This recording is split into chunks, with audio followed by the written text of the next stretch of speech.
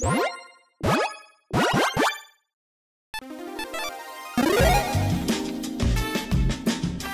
and welcome to the Commander's Quarters. I'm your host Mitch, glad to have you here. Here at the Commander's Quarters, we're all about Commander on a budget. Today we have an episode of Commander's 2 Cents. On episodes like these, I give you my own personal take on topics about the format in general and current news.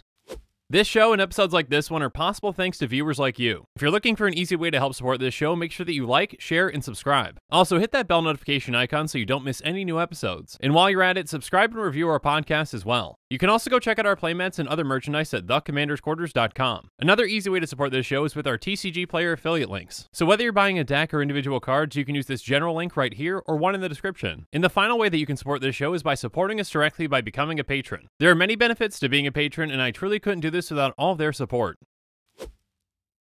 So today we've got the part 3 of a series that I'm calling Creatures That Should Be Legendary. On the previous 2 episodes, for the most part, I covered creatures that logically should be legendary. So someone at Wizards might have admitted they made a mistake, or lore-wise they should be legendary, or they just make sense to be legendary. There's kind of a gut feeling if something feels legendary as well. So if you haven't seen those 2 episodes yet, go ahead and check them out. But today's episode is going to be less logical and more with that gut feel. Or even more so, it's just creatures that I wish were legendary because they'd be a ton of fun to build around. So even though the episode might say creatures that should be legendary, it's maybe more so creatures I want to be legendary, but let's just go with it. And again, with all these episodes, a quick disclaimer before we get started. These are all just my opinions, and not everyone's going to share that same opinion, and that's okay. Technically, you can play with any creatures your commander that you want as long as your playgroup's okay with that. For example, I've got an Inktreader Nephilim deck and it's one of my favorites. However, I did make sure that I asked my playgroup ahead of time and they had no problem with it. So either ask your playgroup or those that you play with at your LGS ahead of time before you go ahead and build your deck. Again, you don't want to go buy a deck that you can't use. Anyways, with that out of the way, let's jump into it.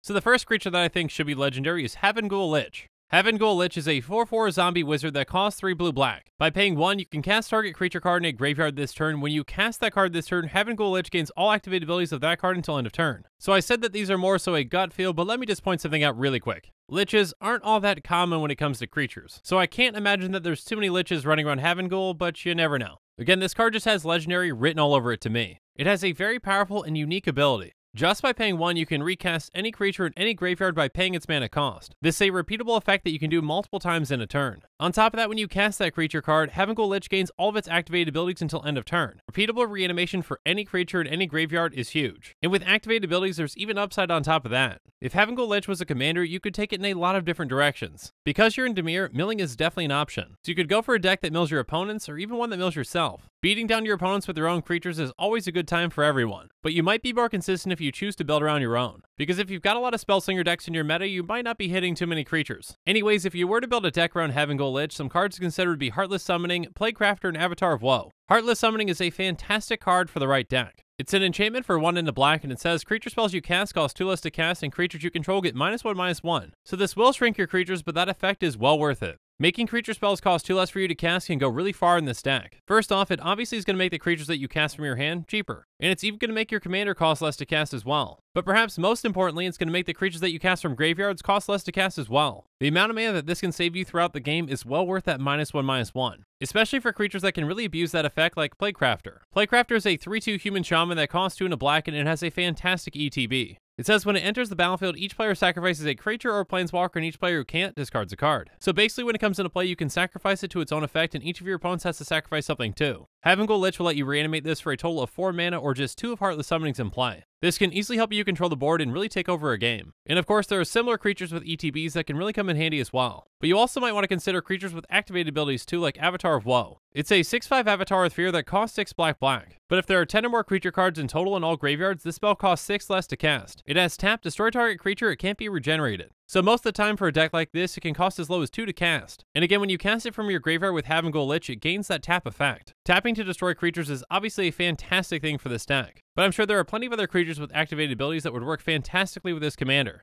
Again, Ghoul Lich is not a legendary creature, and there might not be any lore to back it up, but again, that gut feeling just says that this is a unique creature that should be legendary. Or perhaps it just feels that way to me because I would love to build around it. But now let's move on to our second creature for today that I think should be legendary. And what do you know? This one is also a Lich with Karu Lichlord. It's a 4/4 zombie wizard that costs 3 black, green, blue. It says at the beginning of your upkeep, you may pay 2 and a black. If you do, return a creature card at random from your graveyard to the battlefield. It gains flying, trample, and haste. Exile that card at the beginning of your next end step. If it would leave the battlefield, exile instead of putting it anywhere else. So again, not to beat a dead horse too much, but liches don't seem all that ordinary. And a Lich Lord seems even less ordinary. I mean, Wizards could have just put any name before this and then put a comma and then Karu Lich Lord and then it's fine. So let's just pretend that they did that, and this is Frank Karu Lich Lord. So Frank would be a ton of fun to build around. It's somewhat similar to Heaven Ghoul Lich, but also very different. It can only get you one creature back, but it's always going to cost 3 mana. So most likely with this deck, you're going to be saving some mana. But also, Frank can only get your creature back, and that creature's chosen at random. So that is a downside, but for that downside, it is giving you an upside. That creature gets Flying, Trample, and Haste. So you can swing with it right away, it's got evasion, and it can get some damage through. Now with this kind of a deck, I definitely think you want to focus on self-mill. But you also might want to have a controlled approach to milling as well. Maybe even have some cards that can exile cards from your graveyard so that you can get rid of those creatures that you don't want this to hit. So if you've got a higher power creature, it's more likely that you get that one and not the others. Now keep in mind that that card's going to be exiled at the beginning of the next end step, and if it would leave the battlefield, you have to exile instead of putting it anywhere else. So of course, my first thought is to get around that with Sundial the Infinite. Sundial the Infinite is a very simple card. It's an artifact that costs 2, and you can pay 1 and tap it to end the turn, activate this ability only during your turn. So basically it's a way to cheat around that effect and to keep your creatures in play. And with this kind of a deck, you can run some high-costed creatures since you won't be paying much for them to come into play. So a big beater like Impervious Great Worm can be a great addition to the deck. It's a 16/16 indestructible worm that costs 7 green. Now it does have Convoke, but you're probably just going to be cheating out from your graveyard. And again, when Frank does cheat it out, it's going to be a 16/16 flying, hasty, trampling, indestructible worm.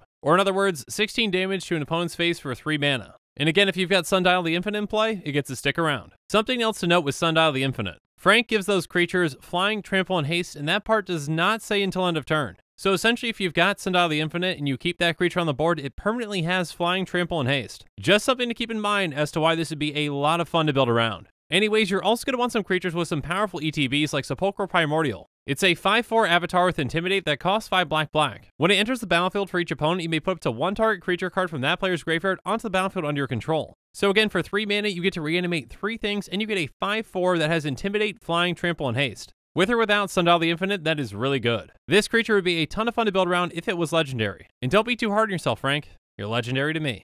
Alright, so I'm not quite done with Liches just yet. So the next creature that I think should be legendary is Underrealm Lich. I promise that this is the last Lich that I'm going to bring up, at least for today. Anyways, Underrealm Lich is a 4/3 zombie elf shaman that costs 3 black-green. It says if you would draw a card, instead look at the top 3 cards of your library, then put 1 into your hand and the rest into your graveyard, and you can pay 4 life and it gains indestructible until end of turn, tap it. So I'm not exactly sure where the Underrealm in Ravnica is, but this guy seems pretty important. I can't imagine that there's too many Liches running around under there, but you never know, there might be. Anyways, I think Underrealm Lich would make a fantastic commander. That draw replacement effect is fantastic for multiple reasons. It's kind of like Tomorrow is Zombie's Familiar, but slightly different. The cards go into your graveyard instead of on the bottom of your library, which is better most of the time. Golgari decks especially love filling their graveyards for a multitude of reasons. Outside of filling your graveyard with the cards that you want to, it just helps you get the right card out of your top 3. This kind of card selection is very powerful when it comes to crafting your hand. On top of that, this is a commander that can protect itself. 4 life and having to tap it is a very small price to pay for giving it indestructible. So it's a card selection machine that fills your graveyard and can protect itself.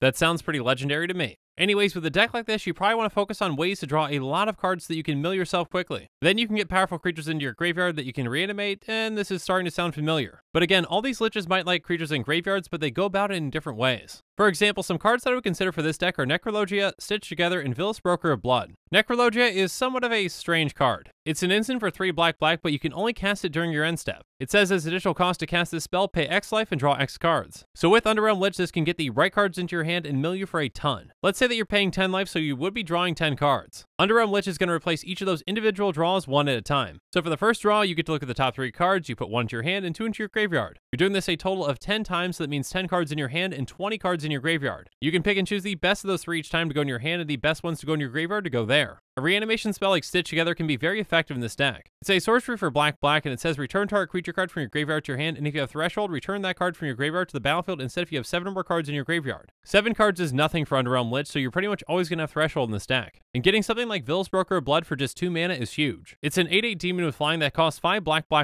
It has black, pay 2 life, target creature gets -1/-1 until end of turn, and whenever you lose life, draw that many cards. Underrealm Lich can pay that 4 life whenever you want to give it indestructible and to tap it. When you lose that 4 life, they'll also make you draw 4 cards. But again, for each card that you're drawing, instead you look at the top 3, you get 1 into your hand and 2 into your graveyard. So essentially you get 4 of the best cards out of your top 12, and you get a lot of cards in your graveyard too. Again, this is repeatable as many times as you want, as long as you've got the life in the library for it. If Underrealm Lich were legendary, I think it would be a ton of fun to build around. But for our last creature, let's go into something that's very much not a lich with Questing Feldergriff. Questing Feldergriff is a 4/4, go figure, Feldergriff that costs 1 green, white, blue. By paying a green, Questing Feldergriff gets +1/+1 until end of turn, and target opponent creates a 1/1 green hippo creature token. By paying a white, Questing Feldergriff gains protection from black and from red until end of turn, and target opponent gains 2 life. And by paying a blue, Questing Feldergriff gains flying until end of turn, and target opponent may draw a card. So this card is obviously very similar to the original Feldergriff, but there are some differences. Instead of a green giving it trample, it gives it +1/+1. And then white is no longer flying, but it's protection from black and red. And then flying is now in blue instead of bouncing it back to your hand. Overall, the +1/+1 in protection definitely give you an option to go Voltron if you need to. But essentially that Voltron style strategy can be your backup plan. You probably want to build this in the same way that the original Feldergriff is, which is a political control build. You're going to be running things like Frontier Siege, Ghostly Prison, and Angel's Trumpet. Things like Frontier Siege give you a ton of mana so you can give an opponent a lot of hippos. Ghostly Prison helps protect you from creatures, including those hippos. And then Angel's Trumpet really forces opponents to attack each other unless they're willing to take damage. But again, Voltron can be your backup in case you need it.